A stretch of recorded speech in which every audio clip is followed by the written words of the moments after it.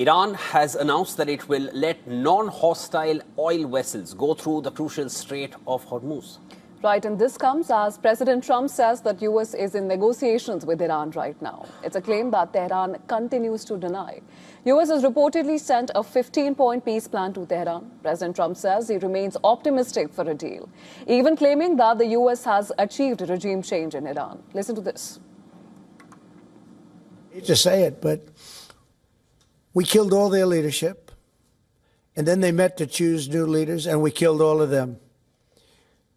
And now we have a new group, and we can easily do that, but let's see how they turn out. We have really regime change. You know, this is a change in the regime because the leaders are all very different than the ones that we started off with that created all those problems. So this was, I think we can say, Jason, this is regime change, right? He also claimed that U.S. has received a significant present from the new leadership in Iran. Trump said that the gift is related to oil and gas, and it is worth a lot of money. Because they're going to make a deal. They're going to make a deal. They did something yesterday that was amazing, actually. They gave us a present, and the present arrived today. And it was a very big present worth a tremendous amount of money. And I'm not going to tell you what that present is, but it was a very significant prize. And they gave it to us, and they said they were going to give it. So that meant one thing to me: we're dealing with the right people. Well, he did not explain further, but suggested that it was related to the Strait of Hormuz, which Iran has largely blockaded in retaliation for U.S. and Israeli strikes, sending global energy prices soaring. Iran shortly afterwards assured safe passage to non-hostile vessels through the strait. In a message circulated by the International Maritime Organization, Iran made it clear that vessels linked to the US or linked to Israel or their allies will be blockaded. Rest can pass. Iran had already in recent days said that it was not targeting friendly nations. Now, the New York Times, quoting unnamed officials, said that U.S. has sent a 15-point plan to Iran through mediators, including Pakistan. And Israel's Channel 12 reported that Trump is proposing a one-month ceasefire to discuss a proposal that would include handing over Iran's enriched uranium and banning further enrichment. Iran would also ensure safe passage through the Strait of Hormuz. The Israeli report said that Iran, in turn, would see an end to all sanctions. It will also receive assistance in developing civil nuclear energy at Bushehr. The reported new proposal would keep in place the Islamic Republic, despite earlier vows to change the regime. And this was, of course, a vow made by Trump and especially the Israeli Prime Minister Netanyahu. Now, despite Trump's stated hopes for diplomacy, the United States is reportedly planning to send 3,000 soldiers. This is from the elite 82nd Airborne Division to the region. However, it is not clear when or where they would be deployed.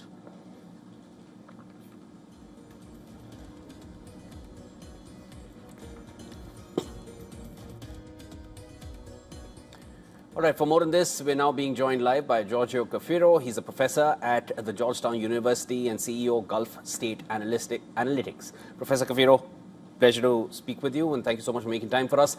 Starting with the 15-point plan, let's start there. Now, this is the new plan, the 15-point plan to end the war with Iran.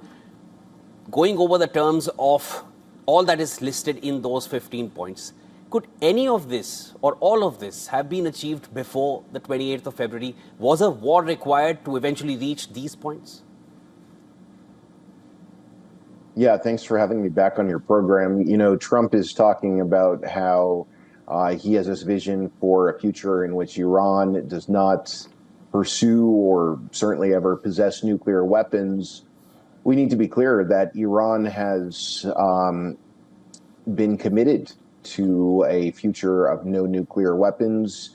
It's a signatory of the NPT, and also, you know, having signed the JCPOA and having made very clear its willingness to sign a new nuclear agreement that would limit its nuclear activities to the point where it would be very far from being in a position to have nuclear weapons. So if Trump's ambition has been and truly is limited on the nuclear file to preventing weaponization of the nuclear program, certainly no need to fight this war. I would say, if anything, as a consequence of this war, the leadership in Iran is of the view that it needs a nuclear weapon to achieve long-term deterrence. Now, when Trump is talking about completely ending the nuclear program altogether, in the sense that he would require some new agreement would require Iran to be at zero enrichment, I still think that just as the Iranians were unwilling to agree to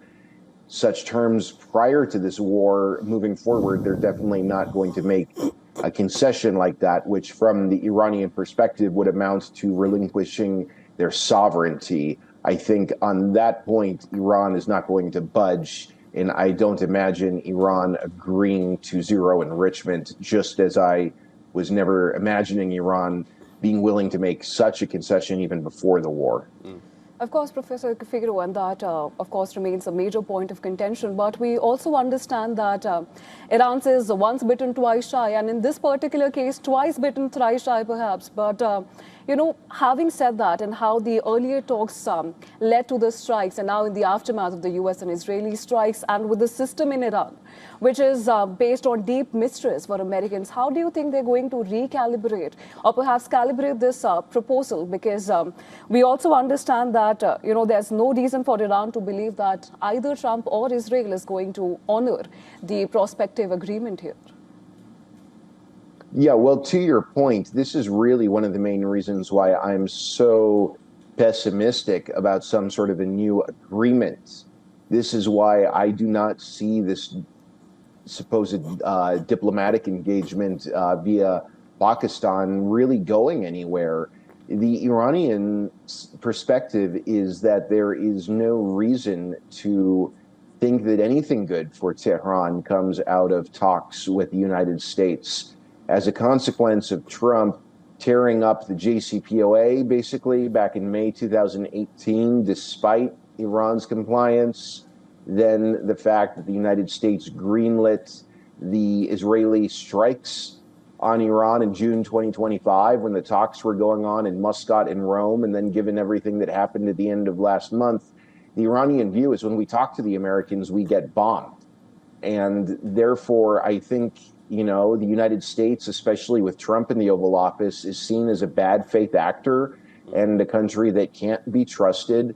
And I just fail to understand what Iran could think that there is to gain long term from diplomatic engagement with the Trump administration. Professor, when you talk about the objectives of the war, that's been a question since the beginning of the war. But at this point, the regime in Iran, Supreme Leader was assassinated in the first day of the war. Soon after, his son takes over. We've not seen him in public, but they have a face to put and a name as their new leader. Tulsi Gabbard in the Senate hearing mentioned it herself that Iran and the Iranian regime, it's very much intact, though diminished, but intact. Trump now claims that we've changed the regime. He said we can call it a regime change. Do you see this as an attempt at some kind of face saving that, okay, we got it done, whichever way he sees it, but we got it done, and yes, it's a headline that he's trying to give, perhaps. Do you see it that way? Absolutely. That's a good question, and the answer is definitely yes, I do see it that way. I think Trump realizes now that he really got in over his head when it came to this war with Iran, totally miscalculated the situation, went in very naively, went in while super unprepared, had no plan B.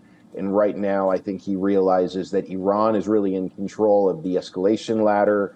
When you're talking about the Strait of Hormuz or other issues, we can point to Iran actually having gained leverage internationally because of this war. I think that Trump is now trying to de-escalate. He has seen the extent to which this conflict has severely disrupted the global economy, which will have a huge impact on the American economy, especially during a year in which we have midterm elections. And so Trump is doing something that Trump has done repeatedly in the Oval Office. That is, he tries to spin things to make it seem like his administration achieved a huge victory. And I think that's what he's trying to do. If he wants to wind down this conflict quickly and sell it to the American people as a win, he's going to have a strategic narrative about how the U.S. came out on top. To admit that this has been a disaster would be very costly for him politically.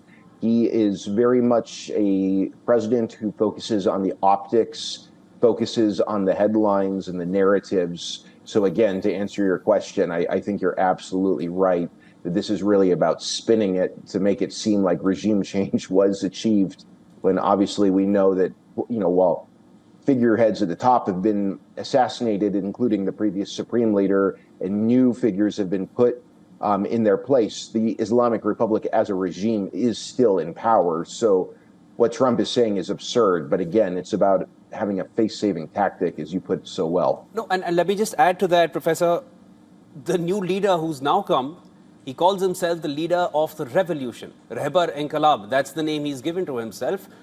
And he's the son of the leader who, his father was killed, his mother was killed, his other members of his family were killed, sister was killed, grandkids of the supreme leader were killed. So there is going to be a sense of vengeance that one presumes. How it comes out from whatever we've read from him, they seem very clear that they are very much speaking the same language. I'm talking about Mujtaba Khamenei speaking the same language as we're hearing from the other Iranian leaders who are more in the public eye at this point. So they seem very much intact, they seem very much cohesive in terms of what they want to do, and they all stand united at this point saying that we are having no talks with the US and we want them out at this point. So there are differing accounts. As of now, stay with us, Professor. We're slipping into a very short break. Won't take long. We'll continue the conversation with you. This is World DNA. Stay with us, viewers.